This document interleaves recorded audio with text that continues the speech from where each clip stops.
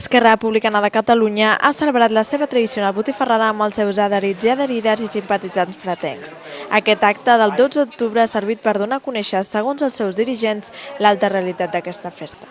Perquè no és que no tinguem res a celebrar el 12 d'octubre, sinó que més aviat el 12 d'octubre el que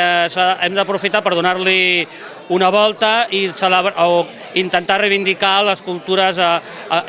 autòctones d'Amèrica i no tant la colonització, que ens sembla un acte bastant deplorable. El menjar, celebrat finalment dins de l'artesà a causa del mal temps, ha comptat amb la presència de gairebé 70 persones i tots hi coincidien en parlar sobre les eleccions autonòmiques que es portaran a terme el mes de novembre. Perquè després de la sentència del Tribunal Constitucional sobre l'Estatut i en un moment d'una crisi econòmica molt important, són una cruïlla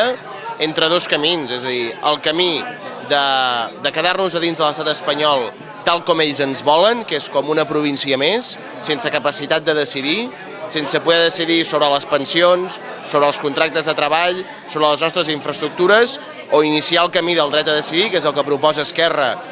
L'agrupació republicana està treballat, per tant, en aquestes eleccions al Parlament de Catalunya, però sense oblidar la cita amb les urnes de l'any que ve a les eleccions municipals.